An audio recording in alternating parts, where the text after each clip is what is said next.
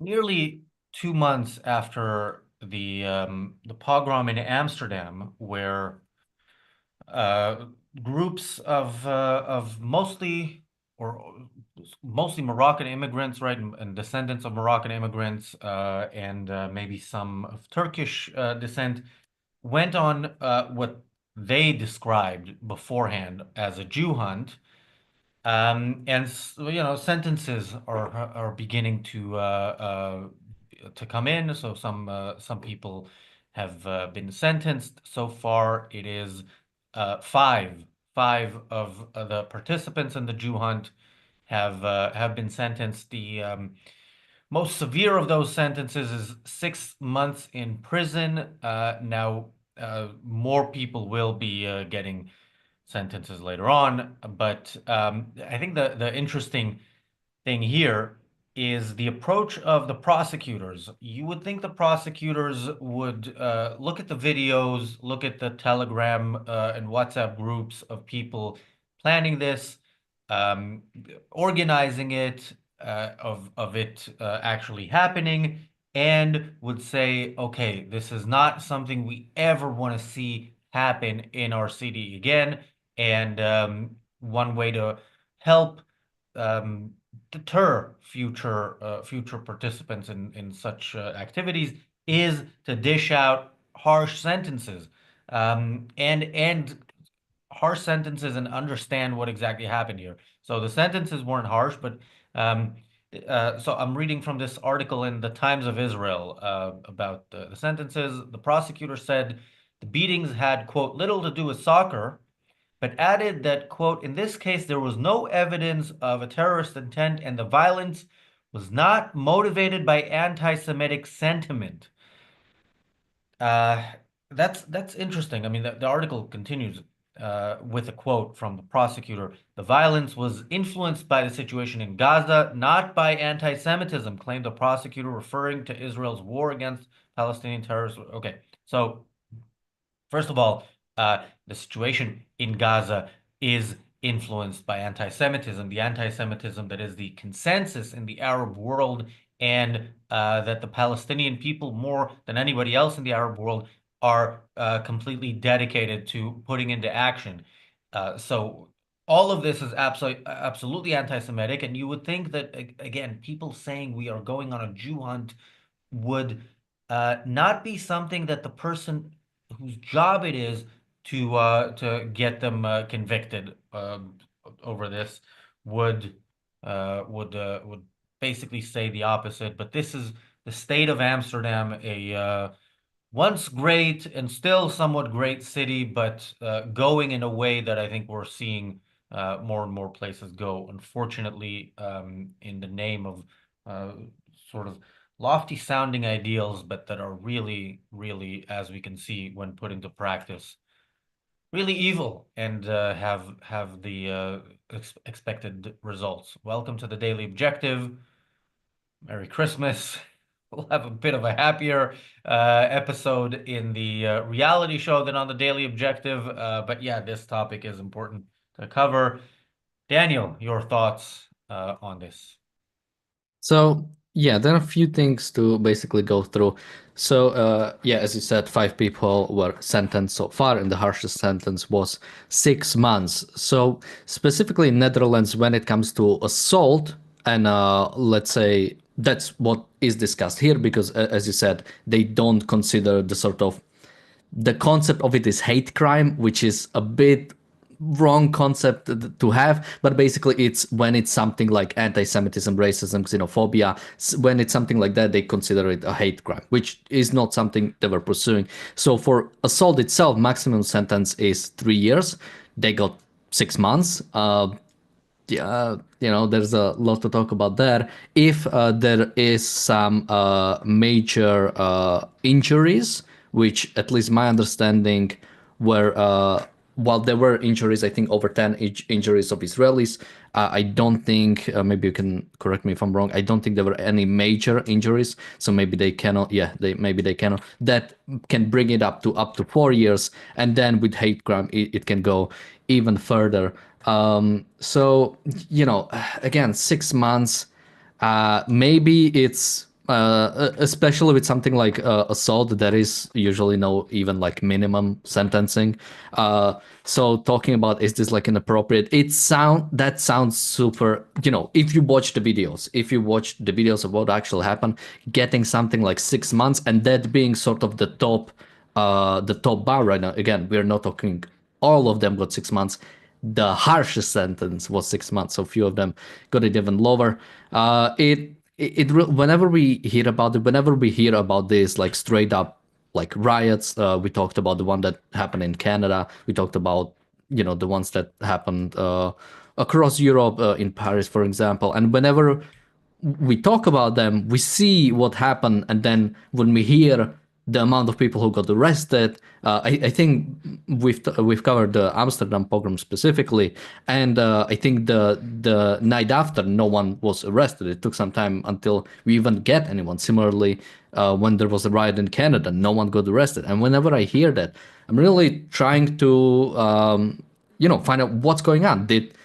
Is everybody blind? Is there no way to like go after these people? Is it really that basically we just need more police? Like if people can get away with this, if something like this can happen, and afterwards you only have like few arrests, or in this case, I mean, how many more people are sort of I think just a few dozens of people that are currently in the process of prosecution.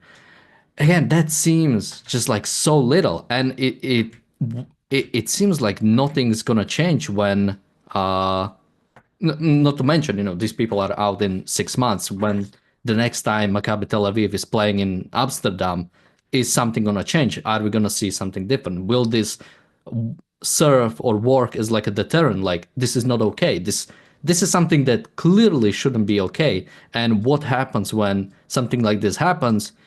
People do get arrested, people do get sentenced, but at the end of the day, it doesn't seem to really change anything. And I also want to go into the hate crime aspect, but anything you'd like to add?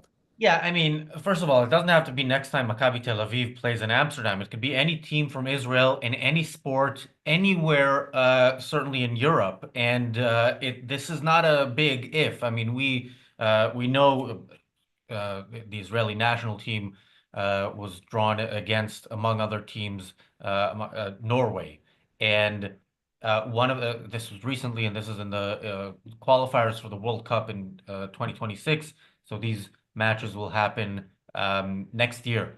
And there was some statement by Norwegian, I think it was the head of the Football Association, but I'm not 100% certain, who said something to the effect of to people, we understand your anger and everything, but don't attack fans on the street. Like, it's basically this is the message out there. You're completely justified in wanting to do this, but please don't, because there's still law and order is still something we apply to Jews, even though we kind of know that we don't want to.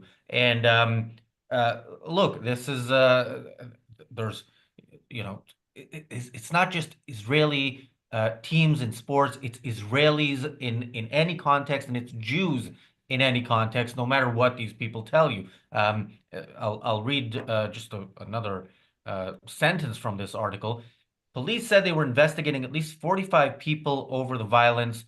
Some social media posts had included calls to, quote, hunt Jews, according to police. So police says that this was, I don't know how you can say we know that there were calls to hunt Jews and we don't consider this anti-Semitism. But that is the position of the prosecutor.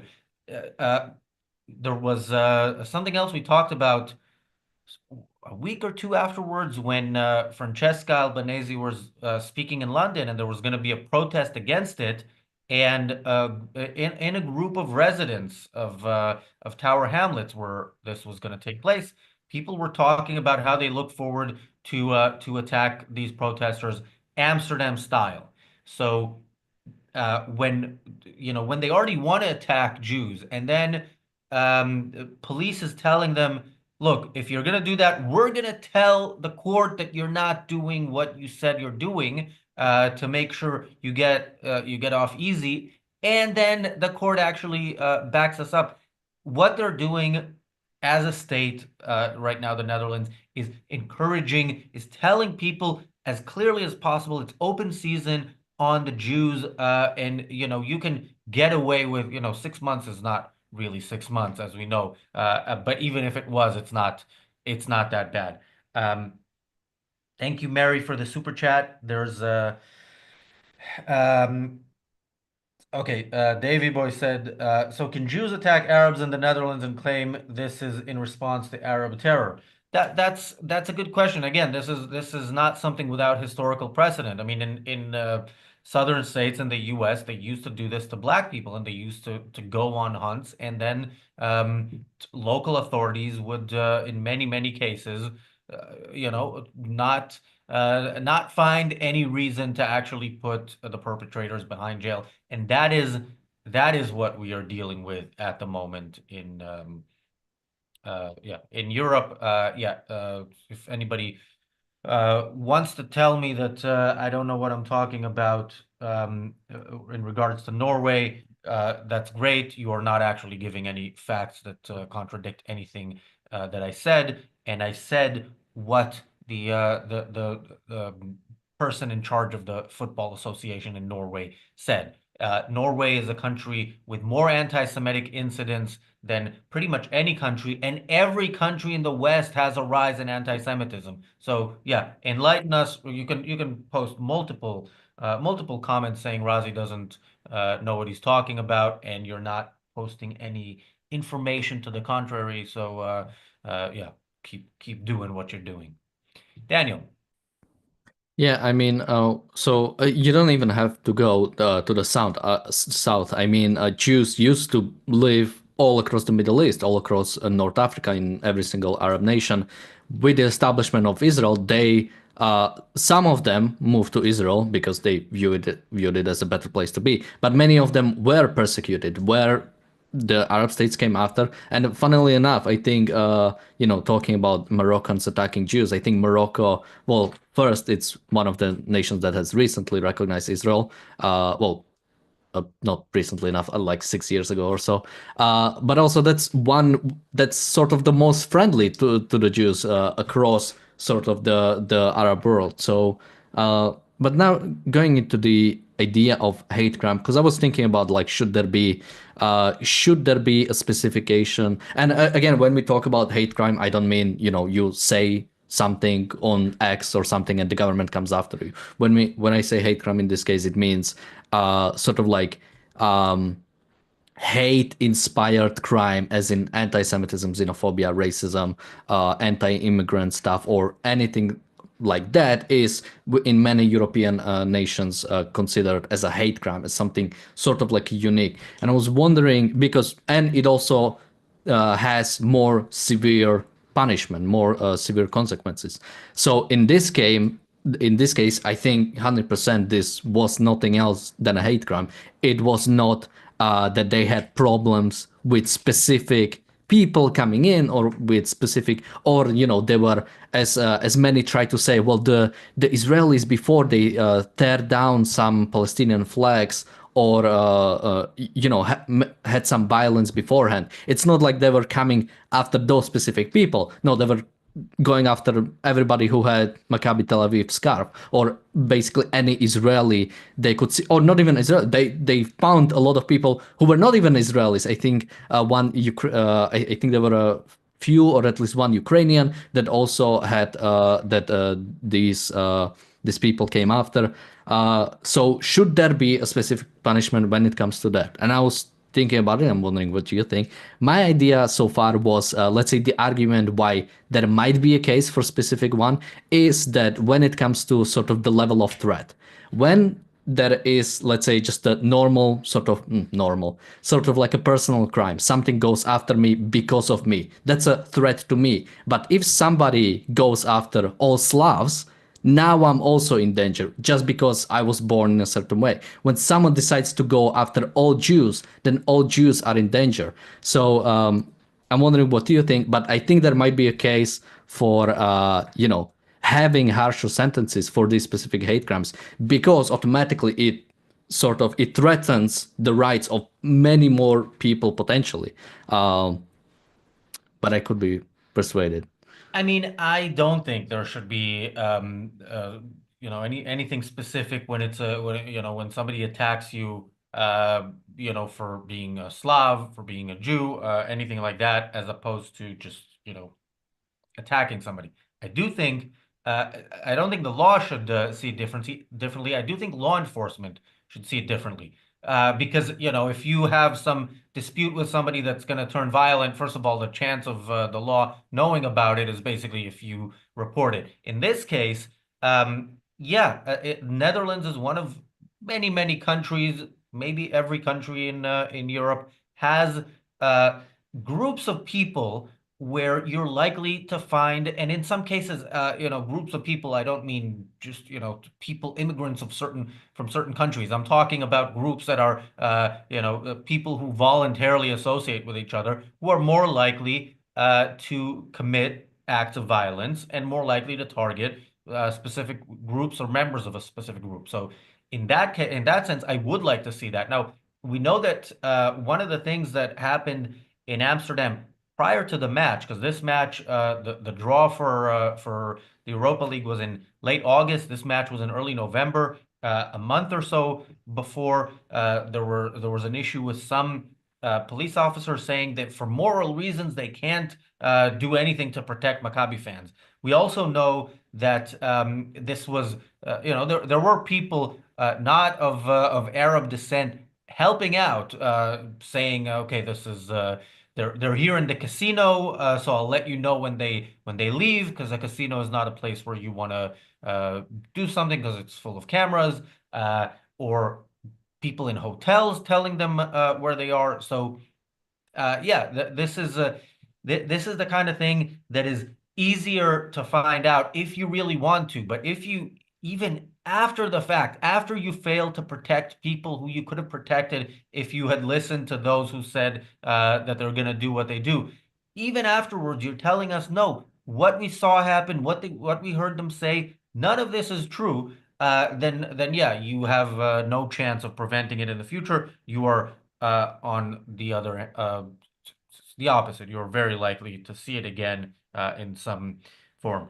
Thank you, PC, for the super chat. PC says the Dutch government is more nonsense. Thank you, PC, for another super chat. PC says Netherlands is also woke. And thank you, PC, for another super chat. PC says, I see so many woke nations now. Yeah, look, this wasn't an attack by woke people, but I'm sure wokeness has some impact on the way that the authorities chose to deal with it. And yeah, we see that with the sentencing. Yeah, I mean, you talked about the police, and the fact was the police knew something was going to happen before, before the Amsterdam pogrom. There was sort of a pro-Palestinian demonstration scheduled in Amsterdam. I think was it the day before or the night off, or the night before the match, and they also I think canceled it because they were worried that something like this was going to happen. Yet it took some time before police was mobilized, before police could get involved, could protect what was happening. This is a Western country. This is a capital city of a Western country that just that you had this happen. I mean, it's someone earlier in the chat was trying to say that this might have been a hate crime, but it's not bad enough to be a pogrom. But something like this should never happen. And we luckily enough, some people were injured, but nothing really bad happened. But we have videos of guy just driving around in his car saying he's going to hunt the Jews. I mean, we were lucky that no one died. We were lucky that there were people just thrown in the canals. We were lucky that nothing really bad happened.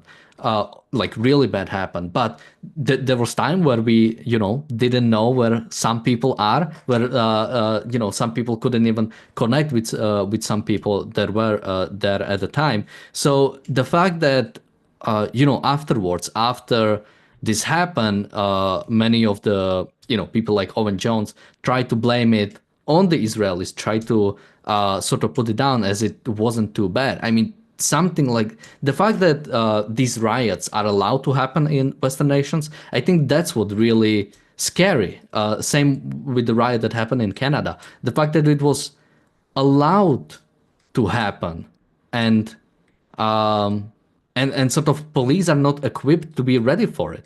And to some extent, you could try to blame it, the fact that police has to deal with many other things and cannot actually fully focus on the main thing. It's protecting people from violence. But also, are the Western governments, do they have the moral courage to actually like stand up? Like when violence happens, you need to put it down. It's the one thing you are there in for. The one thing the police is supposed to do, the one thing government is supposed to do is extract force, extract violence from a civil society. When something like this happens, government has failed and something needs to happen. And the fact that all we got from this is, a few dozens arrests and maybe a few sentencing, which for the most part it seems pretty minimal, is scary. Yeah, the fact that nobody got seriously injured or killed is not because these people didn't want to cause that. Maybe in some cases they were they wanted just to attack people. But look, you throw somebody into a canal at 0 degrees, uh, that is a risk to their life. You kick somebody in the head when they're down, there you can kill somebody that way. You can kill somebody by punching them. So a lot of this, the fact that these attacks were unsuccessful, so that makes them or not as successful as they would have liked, so that makes them not as bad, is kind of it's in line with the pro-Palestinian general approach of, look, Israel killed more people. Yeah, the Palestinians have the exact same goals of the Nazis. They don't have the ability to do it, so somehow they're the victim. No, that's not how it works. Um, Thank you, Jonathan, for the super chat. Thank you, Paul, for the super chat. Paul says, "Happy Christmas to all at Ayn Rand Center UK and followers." Thank you, Paul. Merry Christmas. I do promise that the reality show is going to be a little less negative, at least, if not fully positive. But we'll talk about that. Yeah. Okay, I don't know what you're trying to say there with the defense of Norway and the yeah, this is not about Norway as opposed to other countries, although it is worse, and it is worse as official policy. Norway is more anti-Israel than any country in Europe except maybe Ireland and Spain. And yeah, they have recognized the Palestinian state. They doubled UNRWA's funding in response to the reports about UNRWA's participation or UNRWA employees' participation in October 7th. And it's Yeah, look, again, the standard or the sort of now it's bad shouldn't be, Europeans are actively, like all European nations are actively like hunting down all the Jews within its country. It doesn't just go from one day to the next like that. It starts gradual, it starts slowly. It starts with, maybe some things are, well, it starts by government's actions, such as recognizing the Palestinian state, supporting UNRWA, which has Hamas members inside of it, has Hamas members working for it. Hamas uses UNRWA for its purposes in any way it can. It starts like that, and you cannot say, well, it's not that bad. It's not bad enough. You cannot look at the world like that because one day you'll realize it's bad, and yeah, at that point it's going to be too late. yeah. But look, we've done episodes covering Norway. Unfortunately, I'm sure we'll do more shows about Norway. Maccabi is also playing in Norway in about a month, so let's see how that works out. This was something being a person who travels for football from time to time, this was something that, when the draw happened in August, just as clearly as I knew that I'm going to go to Amsterdam, I knew that I'm not going to go to Norway. But yeah, we'll agree. We'll not agree to disagree, but we'll talk about that when we talk about Norway again in the future. Anyway, yeah. this is what it is, and it's something that we'll keep covering. Actually, there's one other part of this that I wanted to quickly read out from the article, because there was another person here who was uh, talked about 22-year-old identified as Abu Shabab M, faces a charge of attempted murder, but his case has been postponed while he undergoes a psychiatric assessment. He was born in the Gaza Strip and grew up in a war zone, his lawyer told the court while M sat sobbing as his case was being heard. Um, yeah, look, of course, once you it is attempted murder. First of all, it is all attempted murder. Okay, this is what these attacks were, and why only one person is on trial for that, I don't know. But yeah, of course, do it and then claim psychiatric issues for growing up in a war zone. No, you grew up in a war zone and you left. What you should be doing is arguing against the people who have made it a war zone, not exporting that war to the place that took you in. Thank you, Tragedy and Comedy, for the super chat. Tragedy and Comedy says, Norway here. Apologies for our government, yet we don't hold all Norwegians responsible. But yeah, we know that you're going to suffer under this government as well. And yeah, Norway, has had bad economic policies for a while. They're kind of lucky that they are sitting on a gold mine. But yeah, more on Norway in the future. Thanks, Daniel. Thanks everybody for watching. We'll see you on the reality show in a couple minutes.